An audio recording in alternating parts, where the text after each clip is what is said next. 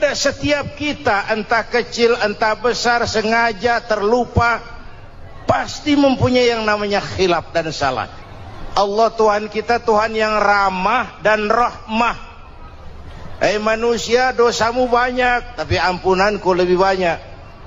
Salahmu besar, rahmatku jauh lebih besar. Kau sujud di hadapanku, aku bangga melihatnya. Kau menangis di hadapanku, aku senyum melihatmu. Kau berjalan menujuku, aku berlari menyambutmu. Karena itu amalan yang sangat dianjurkan di bulan Muharram ini memperbanyak istighfar. Itu kalau istighfarnya Nabi Adam. Ada istighfarnya Nabi Yunus. Ibu kenal Nabi Yunus? Di mana kenalannya? Sok tahu. Nabi Yunus itu ketika berdakwah kepada kaumnya yang bandel, memberikan peringatan, kalau kalian tidak mau beriman akan turun azab. Kapan Yunus? Akan. Kenapa mesti akan? Sekarang aja kalau mau, saya tungguin. Kurang ajar betul ini umat. Akhirnya Nabi Nuh menghindar dengan perhitungan, kalau azab tidak turun saya sudah jauh. Meragukan janji Tuhan. Lalu naik kapal, dinaiki oleh Yunus, kapal mogok. Dicari siapa yang keroknya ini. Diundi, ternyata Yunus. Sampai 3 kali diundi. Dibuanglah Yunus ke dasar laut. Ditelan oleh ikan Nun atas perintah Allah. Telan itu Yunus, jangan pakai dikunyah, rusak urusan. Telan saja, simpan di perutmu. Dibawa oleh ikan Nun ke dasar lautan. Itu yang oleh Quran dikatakan bertemulah 3 macam kegelapan. Zulumatun salas. Gelapnya tengah malam, gelapnya di dasar laut, gelapnya di dalam perut ikan. Itu namanya peteng. Mbahnya gelap. Di perut ikan itulah Nabi Nuh sadar akan kesalahannya, meragukan janji Allah, meragukan janji Allah. Ia sujud di dalam perut ikan itu, membaca la ilaha illa anta subhanaka inni kuntu. Itu istighfarnya Nabi Yunus. Dibacakan istighfar begitu, ikan sakit perut pak. Di dasar laut kemana mau cari apotik? Dia naik ke permukaan, memuntahkan isi perutnya. Nabi Yunus keluar dengan selamat. Itu pun terjadi pada hari ke-10 bulan Muharram. Istighfar intinya itu. Itu amalan utama bulan Muharram, memperbanyak istighfar. Allah selamatkan Nabi Nuh dari bahtera banjir yang luar biasa 10 Muharram. Allah selamatkan Nabi Ibrahim dari pembakaran Raja Namrus 10 Muharram. Setelah Nabi Ibrahim itu menghancurkan berhala-berhala, Abrahat pulang mau ibadah, lihat Tuhannya berantakan, marah besar. Siapa yang menghancurkan Tuhan-Tuhan kita ini? Ada yang lapor, kami lihat Ibrahim. Tangkap. Belum ada bukti, tangkap dulu yang penting. Bukti belakangan. Tangkap. Wah, dikerahkanlah aparat. Tangkap Nabi Ibrahim. Disidang langsung oleh Abrahat, oleh Namrus maksud saya. Ibrahim, kau yang menghancurkan berhala-berhala kami ini, Tuhan-Tuhan kami. Siapa bilang? Ada yang lapor. Saya dengar enggak semua berhala itu hancur. Ada yang paling besar, angkat tangan, saya lihat ada kampak di tangannya. Barangkali yang besar itu iseng tuh, yang kecil-kecil dikampakin. Tanya aja sama dia. Kamu gila? Kenapa? Masa kami disuruh nanya berhala? Nggak bisa jawab. Nggak bisa jawab. Lah kenapa disembah? Lebih gila mana sih? Tahu nggak bisa jawab kenapa disembah? Kurang ajar kamu Ibrahim. Bakar, dibakar. Ketika Ibrahim dilempar ke kobaran api yang menggunung, Allah perintah api, ya naru kuni bardan wa salaman ala Ibrahim. Hai api, dinginlah sampean. Api Madura waktu itu Pak. Hai api, dinginlah sampean, selamatkan Ibrahim. Api tunduk kepada perintah Allah. Ibrahim masuk ke kobaran api, selembar rambut pun tidak terbakar. Kenapa? Apinya tunduk kepada perintah Allah. Kenapa? Karena Ibrahim orang yang takut kepada Allah. Api tunduk kepada perintah Allah. Kalau kita baca ayat itu, masuk ke api, mateng. Sudah hadirin yang saya muliakan, oleh karena itu selamatnya Ibrahim dari pembakaran Raja Namrud itu pun pada 10 Muharram, Yaumul Asyura, hari ke-10 dari bulan Muharram. Imedia. Bapak Ibu hadirin hadirat yang saya cintai, sebagian kecil tentang Nabi Adam, Nabi Ibrahim dan Nabi Yunus, tapi saya belum menceritakan tentang Nabi Nuh tadi. Mengulang kaji. Nabi Nuh salah seorang rasul yang masuk ulul azmi 5 besar, karena memang perjuangannya menggambarkan satu usaha yang ulet dan luar biasa.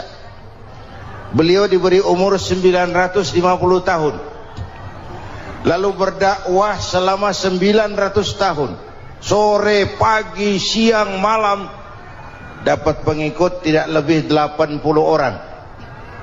Rata-rata 10 tahun satu. Kalau saya minta berhenti aja jadi nabi, Pak. Ustadz mana masih mau buka pesantren? 10 tahun buka pesantren, yang nyantri cuma satu. Pedagang mana yang masih mau dagang? 10 tahun dagang, yang beli satu. Pimpinan partai mana yang masih mau kampanye? 10 tahun buka partai, yang nyoblos satu. Bangkrut. Umatnya bandel, kurang ajar, durjana, bajingan, tengik. Umatnya Nabi Nuh ini kalau diceramahi, telinganya ditutup dengan tangannya. Nabi Nuh akhirnya rekes. Tuhan, siang malam saya berdakwah kepada umat ini. Tiap kali saya sampaikan dakwahmu, mereka tutup telinganya dengan tangannya. Alergi dengar ceramah. Apa itu ceramah? Non profit.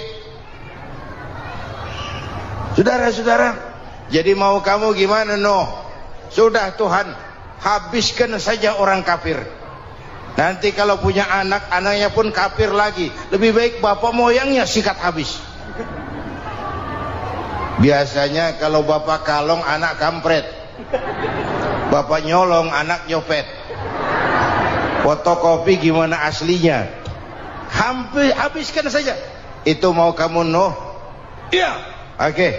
Nanti aku turunkan banjir, Nuh. Buat kapal.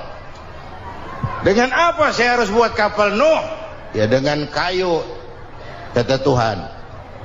Kayunya dari mana, Tuhan? Ya dari pohon, Nuh. Pohonnya belum ada, Tuhan. Ya tanam dulu, Nuh. Bikin kapal, kayunya nanam pohon. Apa artinya? Perjuangan perlu kesabaran. Sukses itu ada prosesnya. Nggak bisa simsalabim abracadabra lalu kita mau sukses. Semua ada prosesnya. Walaupun kenyataannya begitu, sukses banyak bapaknya, gagal itu yatim. Kalau kita sukses banyak yang ngakuin, yang baru ketemu pakai manggil encing, ketemu baru, tapi sukses banyak bapaknya. Gagal yatim, nggak ada yang mau ngakuin kalau kita gagal itu. Udah bikin kapal dengan kayu di tengah kampung, bikin kapal ini. Bayangkan di tengah kampung bikin kapal, orang kafir makin menjadi-jadi. Lihat Nuh, kenapa? Makin sarap. Bikin kapal di tengah kampung, mau belayar kemana? Tuh lihat, kalau orang nggak tahu tujuan, mountain setengah jalan. Proses yang dinilai bukan finalnya. Ya kayak gitu kesimpulannya. Saya enaknya sendiri. Bikin kapal, kapal mendekati selesai, ini orang kafir rame-rame datang ke kapal Nuh. Mau apa? Buang najis. Sakit perut, berangkat ke kapal Nabi Nuh. Nongkrong. dapat 2-3 tumpuk, pulang. Penuh lantai kapal dengan najis manusia. Inilah perjuangan, bukan jalan raya lurus bertabur bunga di kanan kirinya. Banyak ondak dan duri, fitnah, caci maki, antipat, segala macam. No. Ada orang tua dasar kafir, kurang ajar, sudah stroke berangkat juga ke kapal Nuh. Mau buang najis, pincang-pincang digotong orang. Selesai buang najis, dia bangun mau pulang, pegangan tiang kapal terpeleset, jatuh di atas tumpukan najis. Terjadi keajaiban, yang stroke-nya sembuh, lumpuhnya hilang, berangkat digotong-gotong pulang, jalan gagah sekali. Tapi orang pekampungnya heran, ente sudah sembuh? Sudah. Berobat di mana? Kok begitu paten? Di kapal Nuh. Masih banyak.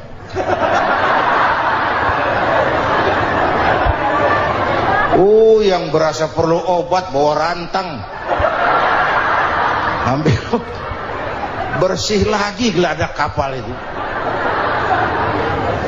Sudah selesai Nuh? Selesai. Oke, kau orang yang beriman bersamamu, binatang serba sepasang, naik Nabi Nuh, naik orang beriman, naik binatang serba sepasang. Ini cikal bakal penyelamatan manusia, Pak. Naiklah orang beriman, sudah naik semua, Nabi Nuh kontrol.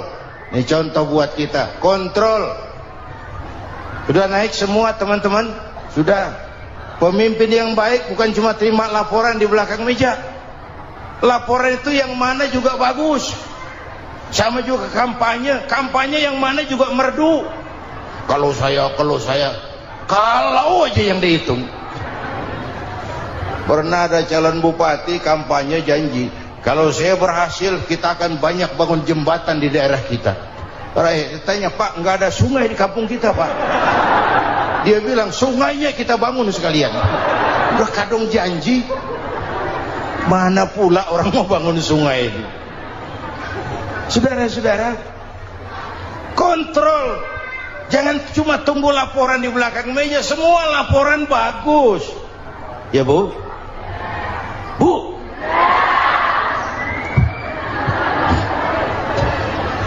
Nabi Nuh kontrol. Sudah naik semua? Sudah Nuh. Pulan bin Pulan naik. Naik Nuh. Paimin bin Tukijo. Naik. Kami lihat naik. Ada orang Jawa juga, Kiai? Ada. Sudah kontrol. Kanan anak saya ikut nggak naik kapal? Kami tidak lihat itu Nuh. Kanan. Ini potret. Bapaknya aktif ke masjid, ibunya rajin ke majelis taklim, anaknya keleleran kemana-mana. Bukan di sini, di Prancis. Udah di sini insya Allah sama.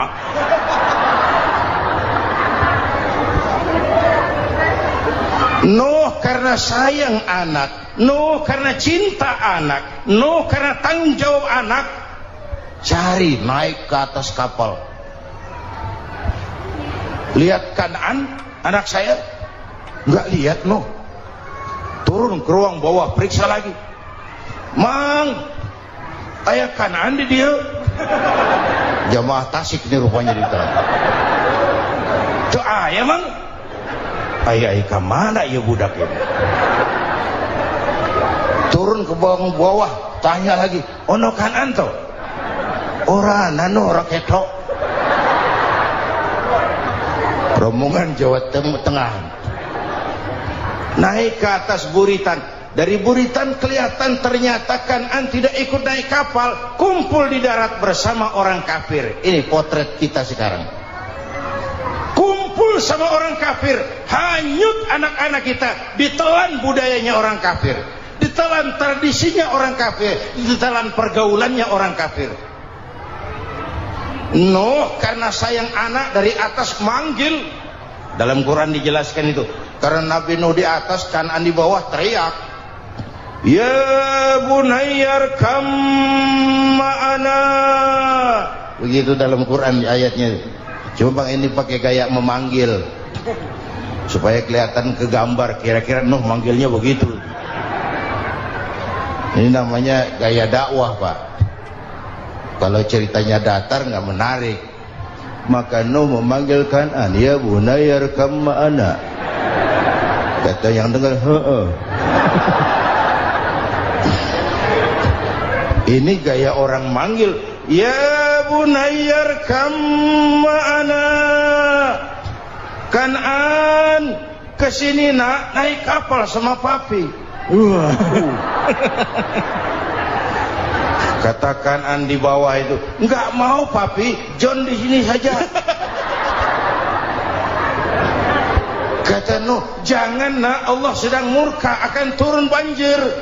Kalau datang banjir papi, sa'awi ila jabalin ya'simuni minal ma', saya akan naik ke gunung tinggi yang bisa menyelamatkan saya dari banjir. Kan'an naik ke gunung, gunung dihantam banjir, Kan'an mati sampai sekarang. Yang kelima, Nabi Musa, kisah Muharramnya ini lahir dalam kondisi yang sulit karena Fir'aun mimpi akan lahir seorang anak dari keturunan Bani Israel yang akan menghancurkan kerajaannya. Kata Fir'aun, sudah lahir belum anaknya? Belum. Kalau gitu mulai malam ini laki-laki dilarang bergaul sama istrinya. Semua perempuan hamil di bawah pengawasan negara. Mulai hari ini kalau lahir anak laki-laki turut nama Bani Israel, penggal. Satpol PP disiapkan. Udah ada kayaknya. Ada. Patroli. Bayangkan, nah Fir'aun itu bikin undang-undang seenaknya sendiri. Apalagi merasa kekuasaannya dalam ancaman. Penguasa manapun kalau merasa dalam ancaman, panik. Padahal kekuasaan itu kayak harimau, makin lama ditaiki makin sulit turun. Kenapa? Karena macannya makin lapar. Naik terus capek, turun dimakan harimau, serba sulit. Saudara-saudara, kalau kita mau belajar dari Pak Harto, saya melihat kekurangan Pak Harto cuma satu, terlambat berhenti.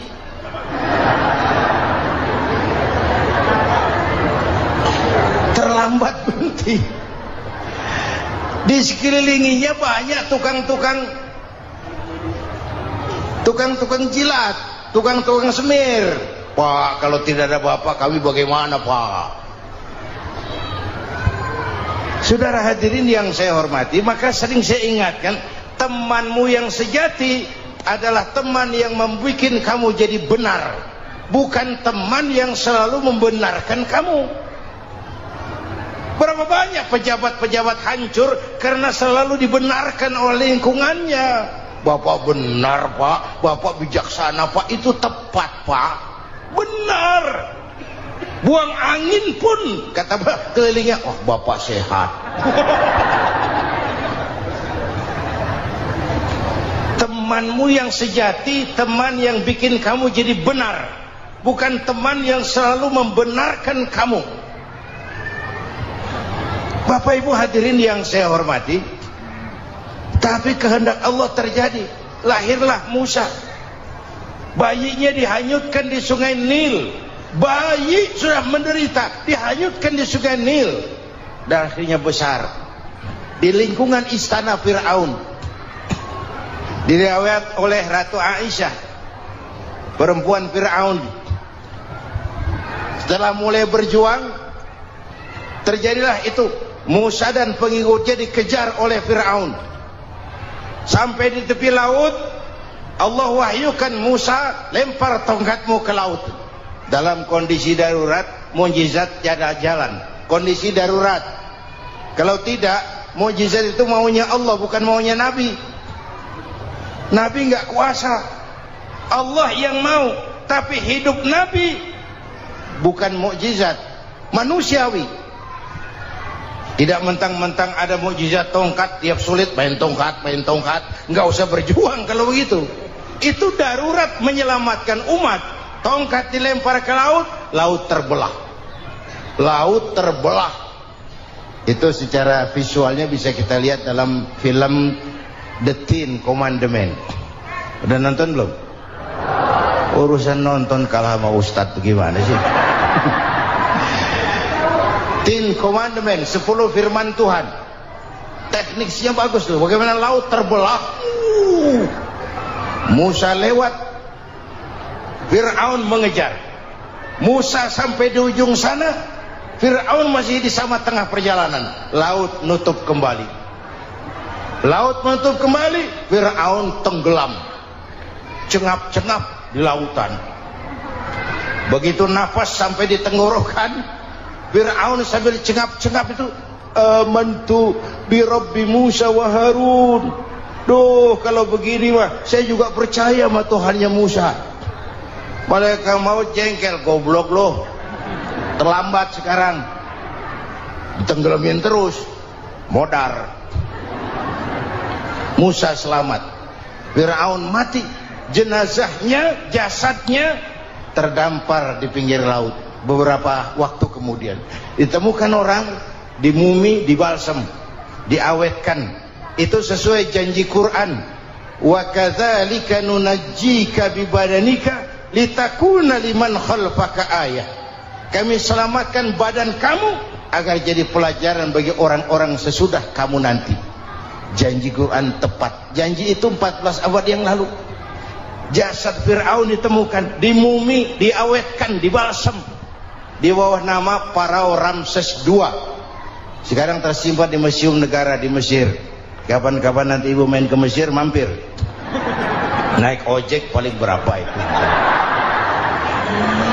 Orangnya tinggi, hidungnya mancung, pokoknya pantaslah jadi Fir'aun. Selamatnya Musa di kejaran Fir'aun di ujung sana itu terjadi pada hari ke-10 bulan Muharram, yang oleh orang Nasrani diperingati dengan hari raya Paskah. Mereka melaksanakan puasa, mensyukuri nikmat keselamatan dari kejaran Fir'aun. Makanya kalau kita ikut puasa di bulan Muharram, bukan mengikuti syariatnya Nasrani, salah. Karena Nabi mengajarkan, itu sumbernya. Bukan ikutan sama ibadahnya Israel. Tapi memang agama ini kan merupakan mata rantai. Datang Rasul baru melengkapi Rasul sebelumnya, datang Rasul baru melengkapi Rasul sebelumnya. Mata rantai yang berkaitan. Setelah Muhammad selesai, selesailah tugas Nabi dan Rasul. Selesailah misi Nabi dan Rasul. Tidak ada Nabi lagi sesudah Nabi Muhammad. Itu harga mati, titik. Gak ada kompromi. Siapapun sekarang ini nggak datang ngaku jadi Nabi, wajib tidak percaya. Wajib tidak percaya. Tapi kaitannya memang, kita bilang Nasrani, orang bahasa Arab, bahasa Ibraninya Nazaret, Nasiroh, Nazaret. Itu beda dialek. Kita Daud, dia David.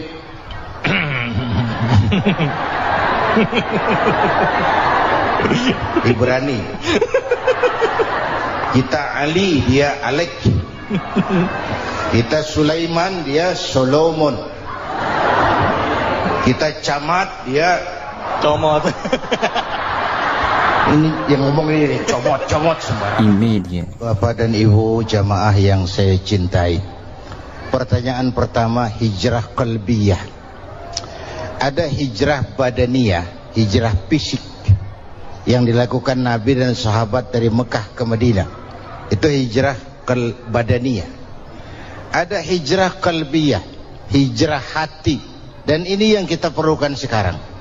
Karena refleksinya akan membias kepada alur kehidupan.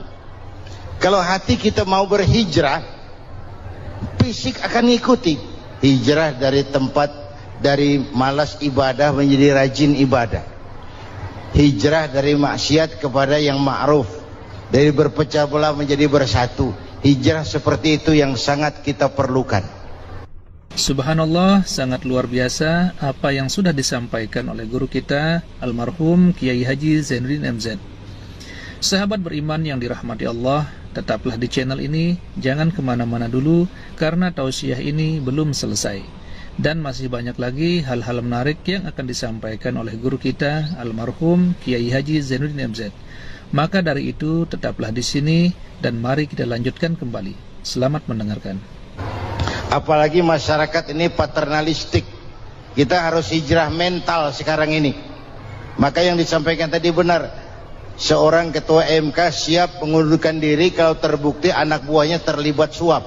Itu walaupun siap, tapi sudah angin segar buat rakyat. Bahwa masih ada banyak insya Allah pejabat kita yang punya harga diri. Walaupun ada juga pejabat kita yang muka tembok, kulit badak, kuping kebo. Muka tembok, kulit badak, kuping kebo. Biasanya kalau kereta api tabrakan di negara-negara maju, Menteri Perhubungannya mundur. Di kita petugas palang pintu dipecat. Jauh sekali menteri sama petugas palang pintu. Yang benar-benar diadili yang krocok-krocok, kopral-kopral itu. Padahal hadisnya jelas, ar-rashi wal murtashi finnar. Yang nyuap dan yang nerima suap dua-duanya neraka. Kasus potret belakangan ini, yang nerima suap yang diuber, yang nyuap aman, yang nyuap aman, yang korupsi pajak dikecil-kecilin, yang ngemplang pajak aman, padahal ngemplang pajaknya triliunan, padahal dia sudah dikasih fasilitas oleh negara mengelola sumber daya alam negara yang artinya milik rakyat. Dia harus bayar pajak, uang pajaknya dikumpulkan bagi sebesar-besar kemakmuran rakyat. Itu tindakan merugikan rakyat. Karena itu betul, saya setuju, hijrah qalbi yang perlu kita lakukan sekarang. Hijrah hati. Kita ini bangsa Indonesia seperti timnas. Timnas sekarang anak-anak muda sudah berani pakai baju PSSI. Iya. Kenapa? Menang. Coba kalau kalah terus, nanti menang. Tapi bangsa Indonesia itu memang seperti timnas. Namanya kesebelasan. 11 orang. Walaupun ada pemain bintang ya ada presiden, gubernur, menteri, itu bintang-bintang. Tapi bintang baru ada artinya kalau dibantu 10 pemain yang lain. Cristiano Ronaldo. Siapa itu? Penyerang tengah Real Madrid. Bintang. Lionel Messi. Siapa lagi? Barcelona. Bercelana.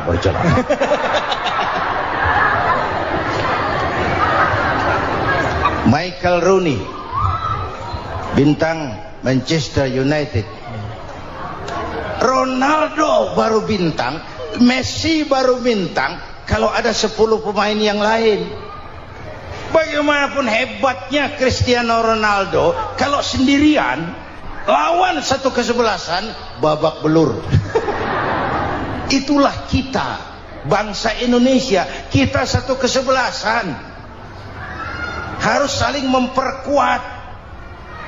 Ada bangsa kita ini yang jadi jaksa, ada yang jadi hakim, ada yang jadi polisi. Itu posisi penyerang tengah, kiri luar, kanan dalam, back, striker, kiper, posisi. Tapi sadar kita satu kesebelasan, Bung. Jangan bikin gol ke gawang sendiri. Kalau punya bola bagus, operan dong sama temennya. Yang bisa menciptakan gol, operan. Ada yang jadi pengusaha besar, bagus boleh. punya untung besar, operan, kasih masjid, kasih pesantren, operan. Ini kesebelasan kita kalau punya bola pelitnya setengah mati, Pak. Nggak mau ngoper, bawa sendiri, mending bikin gol. Enggak, kita ini satu kesebelasan, satu sama lain harus saling memperkuat. Bahwa ada penyerang tengah itu si posisi. Tapi kalau memang peluang memungkinkan, ayo dong operan. Saya iri sama kesebelasan Nasrani di Indonesia. Mereka kalau punya bola operannya cakep. Gereja cepat selesai, rumah sakit Kristen cepat selesai. Kenapa? Operannya bagus. Kita ini kalau punya bola bawa sendiri, nggak mau ngoper, maka masjid nggak selesai-selesai, madrasah banyak yang bocor, rumah sakit Islam kalah bersaing. Kenapa? Operannya berat. Ayo menyadari kita ini timnas, satu kesebelasan. Jangan menjegal kawan seiring, kawan sendiri dijegal. Sudah musuh terlalu kuat, gawang sendiri dijebol. Akhirnya terbalik kita ini. Ujian terberat telah diberikan Allah kepada para anbiya, kemudian para aulia, kemudian para ulama. Summal amsal fal amsal, ke bawah dan ke bawah, diuji setiap orang menurut kekuatannya berpegang kepada agama. Kalau karena anak Melayu bilang, kalau takut dengan ombak, jangan berumah di tepi pantai. Kalau takut diterjang ombak, jangan berumah di tepi pantai. Kata ibu tadi, mau jadi pohon tinggi harus berani ketiup angin. Makin tinggi pohonnya, makin keras anginnya. Takut angin, jangan jadi pohon tinggi, jadilah rumput. Enggak ditiup angin, tapi diinjak kebo. Apa yang enggak ada resikonya? Apa yang enggak ada resikonya?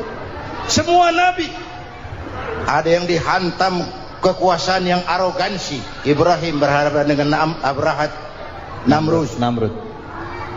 Musa berhadapan dengan Fir'aun. Ada yang diuji dengan berhadapan umat yang sangat kurang ajar.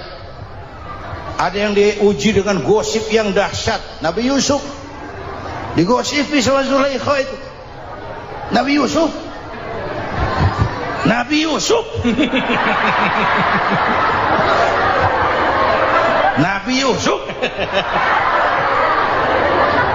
Yang namanya gosip itu kan menyebarkan keburukan orang. Kalau benar saja hukumnya ghibah. Kalau salah hukumnya fitnah. Fitnah lebih bahaya dari pembunuhan. Benarnya ghibah, salahnya fitnah. Saudara hadirin yang saya hormati, jadi resiko itu biasa. Tidak ada yang tanpa resiko. Kalau takut ombak, jangan berumah di tepi pantai. Tinggal bagaimana kita menyikapinya. Kalau kita dewasa, ini bagian ibadah saya kurang. Mungkin karena diomongin orang, tambah pahala saya. Mungkin karena diomongin orang, tambah pahala saya. Maka saya ngadepi gosip sepatah pun saya nggak ngomong. Saya cicing. Saya percaya masyarakat itu punya filter. Amin. Saya percaya Tuhan itu nggak tidur. Kemudian melahirkan kita ke alam dunia ini, secara biologis bahan kita sama. Alhamdulillahirrabbilalamin. Itulah tadi tausiah yang sangat luar biasa yang sudah disampaikan oleh guru kita almarhum Kiai Haji Zainuddin MZ. Tentunya banyak sekali ilmu, hikmah dan manfaat yang bisa kita jadikan pelajaran dalam kehidupan kita sehari-hari. Sahabat beriman yang dimuliakan Allah, mari kita doakan guru kita, semoga beliau diampuni segala dosa-dosanya dan dilapangkan kuburnya. Amin ya rabbal alamin. Dan buat sahabat semua yang sudah setia menonton tausiah ini sampai selesai, saya ucapkan terima kasih banyak. Semoga Allah subhanahu wa ta'ala senantiasa selalu melimpahkan rahmat dan karunia-Nya kepada sahabatku semua. Selalu diberikan kesehatan, dimudahkan segala urusannya, dan dilancarkan rezekinya. Amin ya rabbal alamin. Sahabat beriman yang dimuliakan Allah, demikian yang dapat saya bagikan. Kurang lebihnya mohon maaf. Wabillahi taufik wal hidayah, waridha wal inayah. Wassalamualaikum warahmatullahi wabarakatuh. Setelah kita mendengarkan kajian yang sangat luar biasa dari guru kita Al-Maghfurullah Kiai Haji Zainuddin MZ, sekarang mari kita lanjutkan aktivitas kita masing-masing. Semoga sahabat semua selalu diberikan kelancaran, diberikan kesehatan, dan dimudahkan segala urusannya. Amin ya rabbal alamin. Demikian yang dapat saya bagikan, kurang lebihnya mohon maaf. Sampai bertemu lagi di kajian-kajian berikutnya. Salam sukses selalu. Assalamualaikum warahmatullahi wabarakatuh.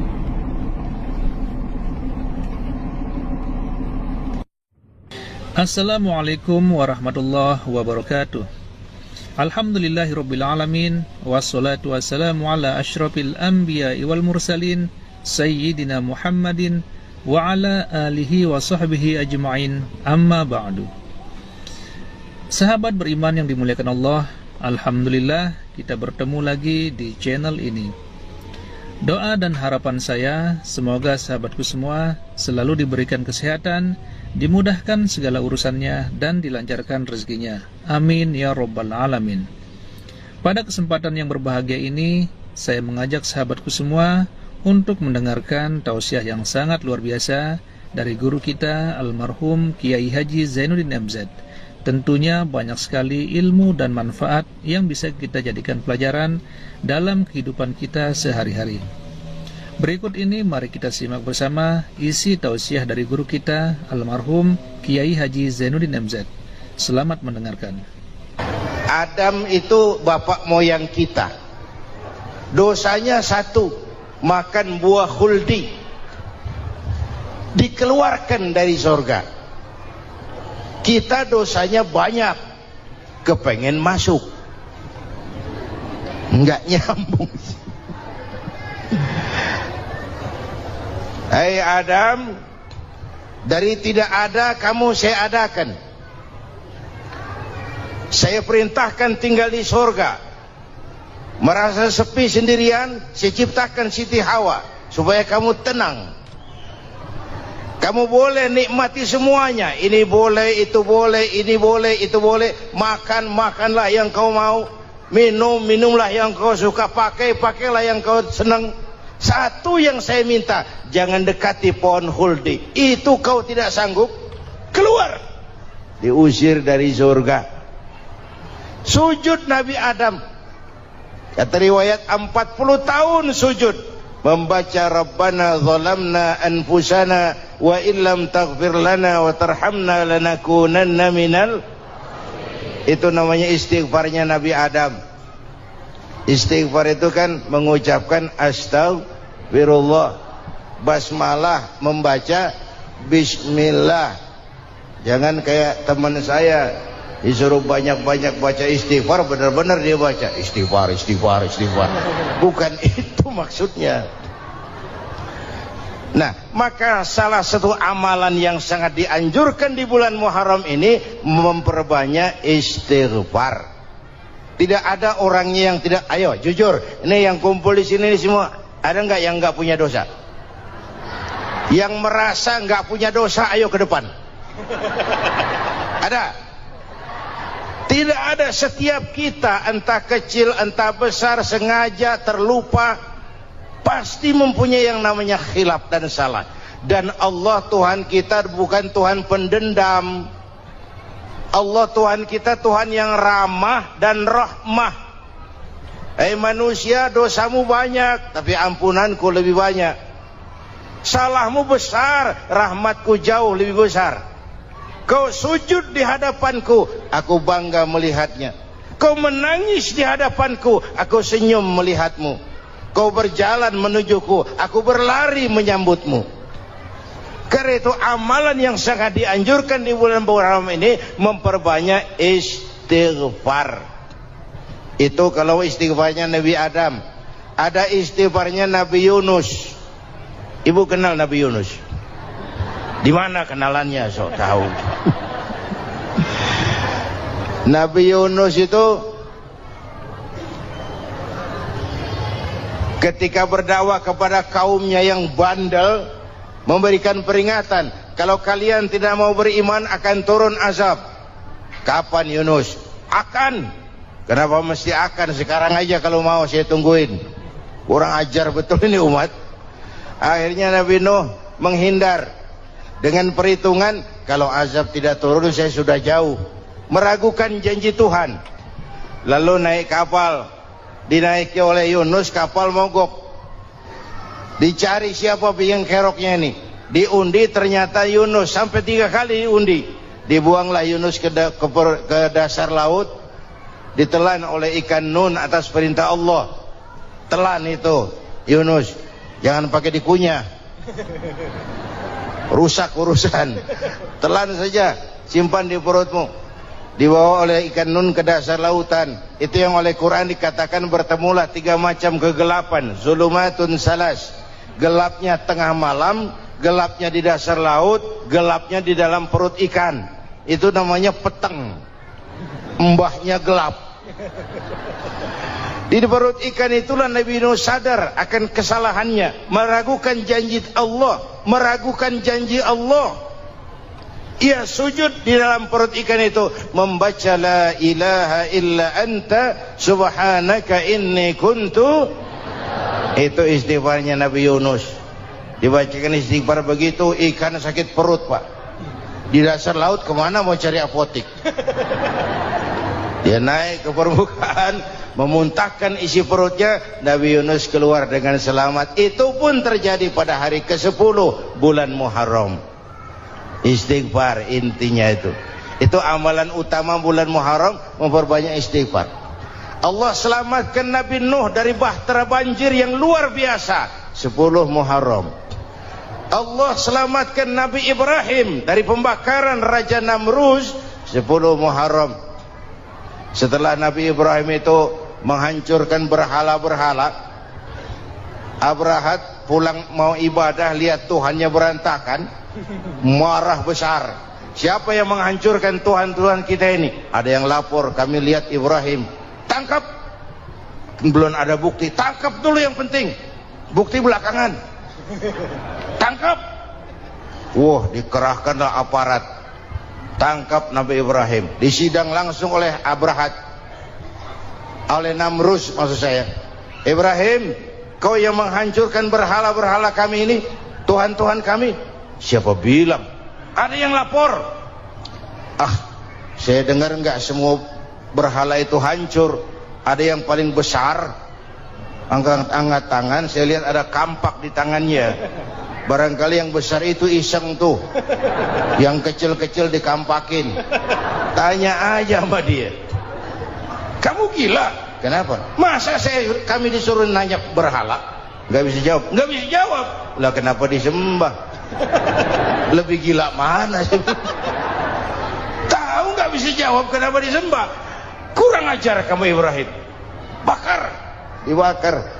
Ketika Ibrahim dilempar ke kobaran api yang menggunung, Allah perintah api, ya naru kuni bardan wa salaman ala Ibrahim. Hai api, dinginlah sampean. Api Madura waktu itu, Pak. Hai api, dinginlah sampean, selamatkan Ibrahim. Api tunduk kepada perintah Allah. Ibrahim masuk ke kobaran api, selembar rambut pun tidak terbakar. Kenapa? Apinya tunduk kepada perintah Allah. Kenapa? Karena Ibrahim orang yang takut kepada Allah. Api tunduk kepada perintah Allah. Kalau kita baca ayat itu, masuk ke api, mateng. Sudah hadirin yang saya muliakan, oleh karena itu selamatnya Ibrahim dari pembakaran Raja Namrud itu pun pada 10 Muharram, Yaumul Asyura, hari ke-10 dari bulan Muharram. Imedia. Bapak Ibu hadirin hadirat yang saya cintai, sebagian kecil tentang Nabi Adam, Nabi Ibrahim dan Nabi Yunus, tapi saya belum menceritakan tentang Nabi Nuh tadi.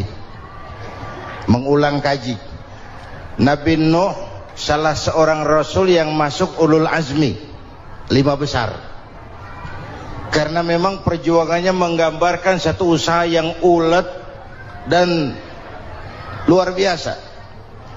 Beliau diberi umur 950 tahun, lalu berdakwah selama 900 tahun, sore, pagi, siang, malam, dapat pengikut tidak lebih 80 orang, rata-rata 10 tahun satu. Kalau saya minta berhenti aja jadi nabi, Pak. Ustadz mana masih mau buka pesantren 10 tahun buka pesantren, yang nyantri cuma satu. Pedagang mana yang masih mau dagang 10 tahun dagang, yang beli satu. Pimpinan partai mana yang masih mau kampanye 10 tahun buka partai, yang nyoblos satu. Bangkrut. Umatnya bandel, kurang ajar, durjana, bajingan, tengik. Umatnya Nabi Nuh ini kalau diceramahi telinganya ditutup dengan tangannya. Nabi Nuh akhirnya rekes, Tuhan, siang malam saya berdakwah kepada umat ini, tiap kali saya sampaikan dakwahmu mereka tutup telinganya dengan tangannya, alergi dengar ceramah. Apa itu ceramah? Non profit. Saudara-saudara, jadi mau kamu gimana, Nuh? Sudah Tuhan, habiskan saja orang kafir. Nanti kalau punya anak, anaknya pun kafir lagi. Lebih baik bapak moyangnya sikat habis. Biasanya kalau bapak kalong, anak kampret. Bapak nyolong, anak nyopet. Fotokopi gimana aslinya? Hampir habiskan saja. Itu mau kamu, Nuh? Iya. Oke, nanti aku turunkan banjir, Nuh, buat kapal. Dengan apa saya harus buat kapal, Nuh? Ya dengan kayu, kata Tuhan. Kayunya dari mana, Tuhan? Ya dari pohon, Nuh. Pohonnya belum ada, Tuhan. Ya tanam dulu, Nuh. Bikin kapal kayunya nanam pohon. Apa artinya? Perjuangan perlu kesabaran. Sukses itu ada prosesnya. Nggak bisa simsalabim abracadabra lalu kita mau sukses. Semua ada prosesnya. Walaupun kenyataannya begitu. Sukses banyak bapaknya, gagal itu yatim. Kalau kita sukses banyak yang ngakuin. Yang baru ketemu pakai manggil encing. Ketemu baru. Tapi sukses banyak bapaknya. Gagal yatim, gak ada yang mau ngakuin kalau kita gagal itu. Udah bikin kapal dengan kayu di tengah kampung, bikin kapal ini. Bayangkan di tengah kampung bikin kapal, orang kafir makin menjadi-jadi. Lihat Nuh, kenapa? Makin sarap. Bikin kapal di tengah kampung, mau belayar kemana? Tuh lihat, kalau orang nggak tahu tujuan, mountain setengah jalan. Proses yang dinilai bukan finalnya. Ya kayak gitu kesimpulannya. Saya enaknya sendiri. Bikin kapal. Kapal mendekati selesai. Ini orang kafir rame-rame datang ke kapal Nuh. Mau apa? Buang najis. Sakit perut berangkat ke kapal Nabi Nuh. Nongkrong. Dapat 2-3 tumpuk pulang. Penuh lantai kapal dengan najis manusia. Inilah perjuangan. Bukan jalan raya lurus bertabur bunga di kanan kirinya. Banyak ondak dan duri, fitnah, caci maki, antipat, segala macam. Nuh. Ada orang tua dasar kafir, kurang ajar, sudah stroke berangkat juga ke kapal Nuh. Mau buang najis, pincang-pincang digotong orang. Selesai buang najis, dia bangun mau pulang, pegangan tiang kapal terpeleset, jatuh di atas tumpukan najis. Terjadi keajaiban, yang stroke-nya sembuh, lumpuhnya hilang, berangkat digotong-gotong pulang, jalan gagah sekali. Tapi orang kampungnya heran, ente sudah sembuh? Sudah. Berobat di mana? Kok begitu paten? Di kapal Nuh. Masih banyak.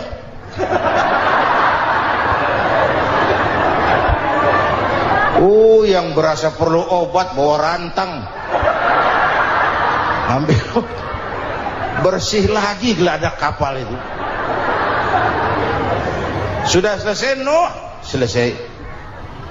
Oke, kau orang yang beriman bersamamu, binatang serba sepasang, naik Nabi Nuh, naik orang beriman, naik binatang serba sepasang. Ini cikal bakal penyelamatan manusia, Pak. Naiklah orang beriman, sudah naik semua, Nabi Nuh kontrol. Ini contoh buat kita, kontrol. Sudah naik semua teman-teman, sudah. Pemimpin yang baik bukan cuma terima laporan di belakang meja. Laporan itu yang mana juga bagus. Sama juga kampanye, kampanye yang mana juga merdu. Kalau aja yang dihitung. Pernah ada calon bupati kampanye janji, kalau saya berhasil kita akan banyak bangun jembatan di daerah kita. Tanya, Pak, nggak ada sungai di kampung kita, Pak. Dia bilang, sungainya kita bangun sekalian. Udah kadung janji, mana pula orang mau bangun sungai ini. Saudara-saudara, kontrol. Jangan cuma tunggu laporan di belakang meja, semua laporan bagus. Ya Bu? Bu?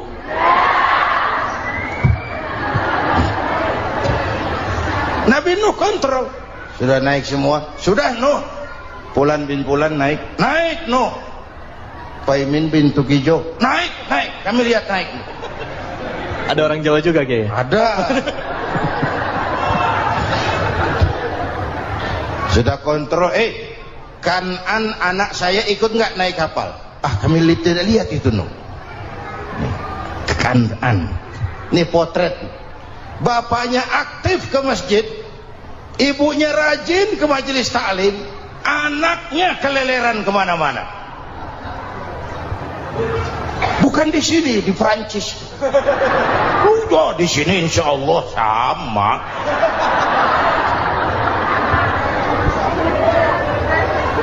Nuh karena sayang anak, Nuh karena cinta anak, Nuh karena tanggung jawab anak, cari naik ke atas kapal. Lihat Kanaan anak saya? Nggak lihat Nuh. Turun ke ruang bawah, periksa lagi. Mang, ayah Kanaan di dia. Jamaah Tasik ini rupanya di dalam. Tuh ayah Mang. Ayah mana ya budak ini? Turun ke bawah, tanya lagi. Ono Kanaan toh? Ora nano raketok. Rombongan Jawa Tengah naik ke atas buritan. Dari buritan kelihatan ternyata Kanaan tidak ikut naik kapal, kumpul di darat bersama orang kafir. Ini potret kita sekarang. Kumpul sama orang kafir, hanyut anak-anak kita, ditelan budayanya orang kafir, ditelan tradisinya orang kafir, ditelan pergaulannya orang kafir. Nuh karena sayang anak dari atas manggil. Dalam Quran dijelaskan itu. Karena Nabi Nuh di atas, Kanaan di bawah, teriak, ya bunayyarkam ma'ana. Begitu dalam Quran ayatnya. Cuma ini pakai gaya memanggil supaya kelihatan kegambar, kira-kira Nuh manggilnya begitu. Ini namanya gaya dakwah, Pak. Kalau ceritanya datar nggak menarik. Maka Nuh memanggil Kanaan, ya bunayyarkam ma'ana. Kata yang dengar, ini gaya orang manggil, ya bunayyarkam ma'ana. Kanaan, kesini nak, naik kapal sama papi. Kata Kanaan di bawah itu, enggak mau papi, John di sini saja. Kata Nuh, jangan nak, Allah sedang murka, akan turun banjir. Kalau datang banjir papi, sa'awi ila jabalin ya'simuni minal ma'. Saya akan naik ke gunung tinggi yang bisa menyelamatkan saya dari banjir. Kan'an naik ke gunung, gunung dihantam banjir, Kan'an mati sampai sekarang. Yang kelima, Nabi Musa, kisah Muharramnya ini lahir dalam kondisi yang sulit karena Fir'aun mimpi akan lahir seorang anak dari keturunan Bani Israel yang akan menghancurkan kerajaannya. Kata Fir'aun, sudah lahir belum anaknya? Belum. Kalau gitu mulai malam ini laki-laki dilarang bergaul sama istrinya. Semua perempuan hamil di bawah pengawasan negara. Mulai hari ini kalau lahir anak laki-laki terutama Bani Israel, penggal. Satpol PP disiapkan. Udah ada kayaknya. Ada. Patroli. Bayangkan, nah Fir'aun itu bikin undang-undang seenaknya sendiri. Apalagi merasa kekuasaannya dalam ancaman. Penguasa manapun kalau merasa dalam ancaman, panik. Padahal kekuasaan itu kayak harimau, makin lama ditaiki makin sulit turun. Kenapa? Karena macannya makin lapar. Naik terus capek, turun dimakan harimau, serba sulit. Saudara-saudara, kalau kita mau belajar dari Pak Harto, saya melihat kekurangan Pak Harto cuma satu, terlambat berhenti.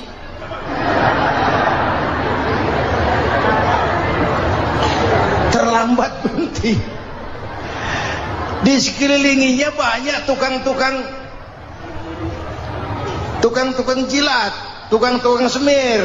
Pak, kalau tidak ada bapak kami bagaimana, Pak? Saudara hadirin yang saya hormati, maka sering saya ingatkan, temanmu yang sejati adalah teman yang membuat kamu jadi benar, bukan teman yang selalu membenarkan kamu. Berapa banyak pejabat-pejabat hancur karena selalu dibenarkan oleh lingkungannya. Bapak benar, Pak. Bapak bijaksana, Pak. Itu tepat, Pak. Benar. Buang angin pun kata kelilingnya, oh Bapak sehat. Temanmu yang sejati, teman yang bikin kamu jadi benar, bukan teman yang selalu membenarkan kamu. Bapak Ibu hadirin yang saya hormati, tapi kehendak Allah terjadi. Lahirlah Musa. Bayinya dihanyutkan di sungai Nil. Bayi sudah menderita, dihanyutkan di sungai Nil.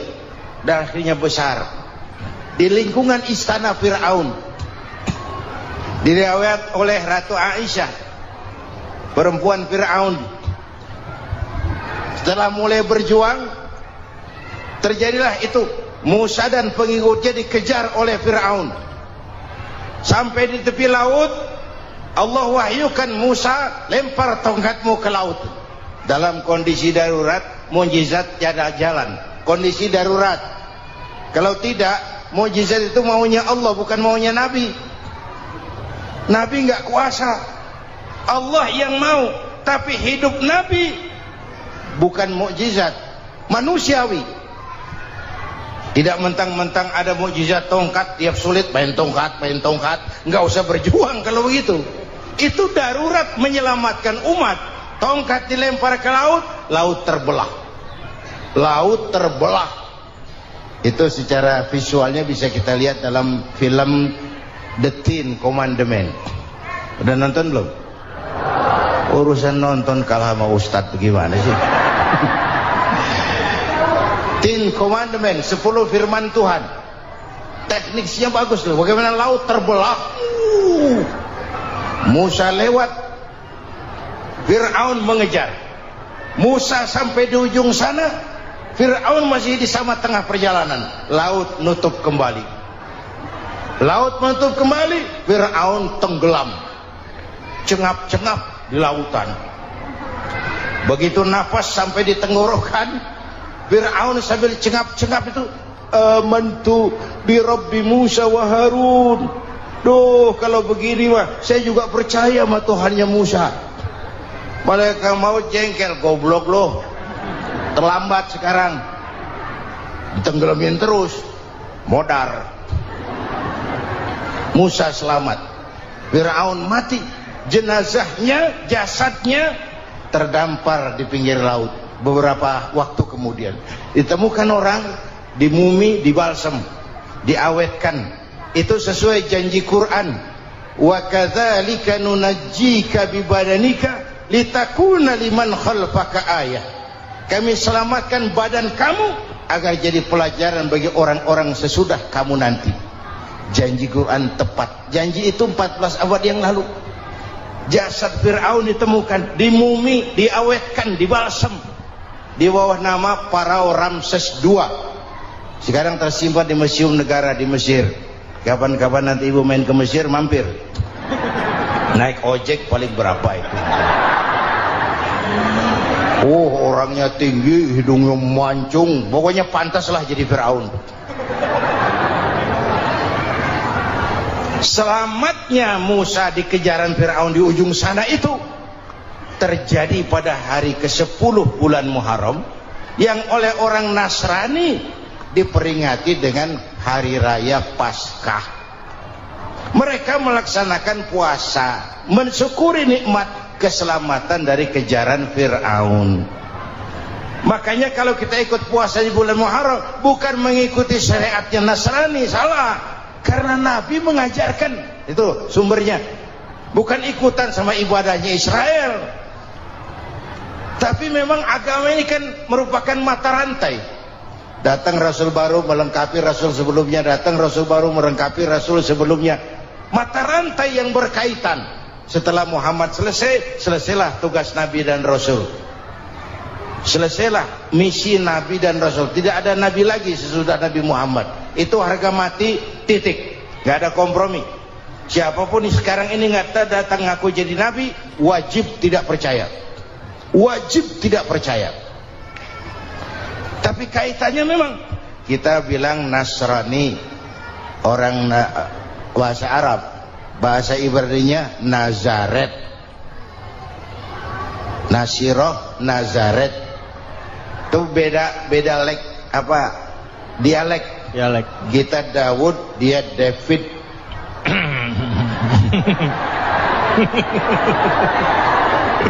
Ibrani.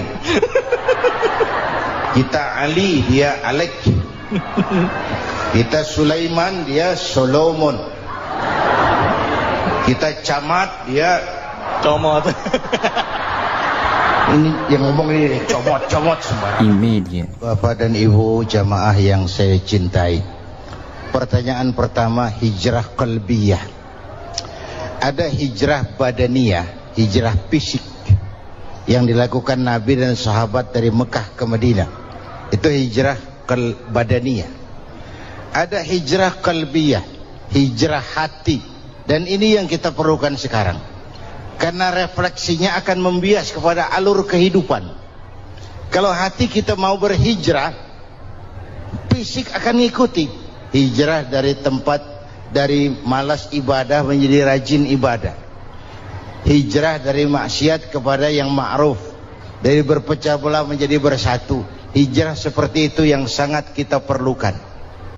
Subhanallah, sangat luar biasa apa yang sudah disampaikan oleh guru kita almarhum Kiai Haji Zainuddin MZ. Sahabat beriman yang dirahmati Allah, tetaplah di channel ini, jangan kemana-mana dulu karena tausiah ini belum selesai. Dan masih banyak lagi hal-hal menarik yang akan disampaikan oleh guru kita almarhum Kiai Haji Zainuddin MZ. Maka dari itu tetaplah di sini dan mari kita lanjutkan kembali. Selamat mendengarkan.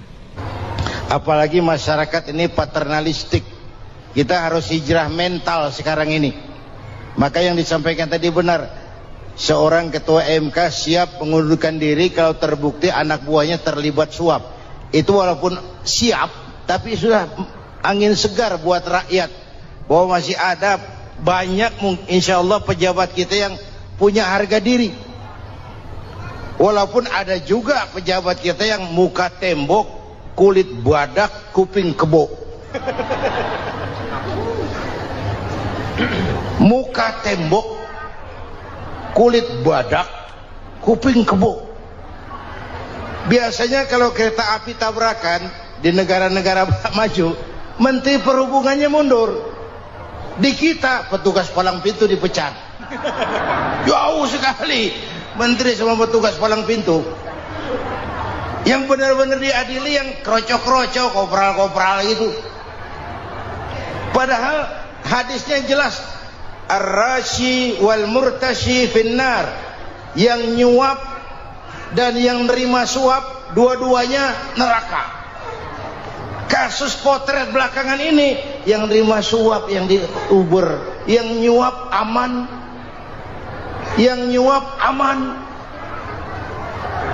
yang korupsi pajak dikecil-kecilin, yang ngemplang pajak aman, padahal ngemplang pajaknya triliunan, padahal dia sudah dikasih fasilitas oleh negara mengelola sumber daya alam negara yang artinya milik rakyat.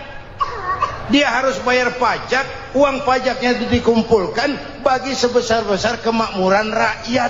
Itu tindakan merugikan rakyat. Karena itu betul, saya setuju, hijrah qalbi yang perlu kita lakukan sekarang. Hijrah hati. Kita ini bangsa Indonesia, seperti timnas. Timnas sekarang anak-anak muda sudah berani pakai baju PSSI. Iya. Kenapa? Menang. Coba kalau kalah terus, nanti menang. Tapi bangsa Indonesia itu memang seperti timnas, namanya kesebelasan. 11 orang. Walaupun ada pemain bintang, ya ada presiden, gubernur, menteri, itu bintang-bintang. Tapi bintang baru ada artinya kalau dibantu 10 pemain yang lain. Cristiano Ronaldo, siapa itu? Penyerang tengah Real Madrid, bintang. Lionel Messi, siapa lagi? Barcelona, bercelana.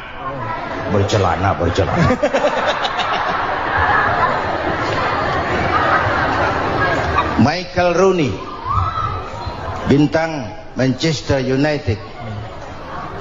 Ronaldo baru bintang, Messi baru bintang kalau ada 10 pemain yang lain. Bagaimanapun hebatnya Cristiano Ronaldo, kalau sendirian lawan satu kesebelasan, babak belur. Itulah kita, bangsa Indonesia. Kita satu kesebelasan, harus saling memperkuat. Ada bangsa kita ini yang jadi jaksa, ada yang jadi hakim, ada yang jadi polisi. Itu posisi penyerang tengah, kiri luar, kanan dalam, back, striker, kiper, posisi. Tapi sadar kita satu kesebelasan, Bung.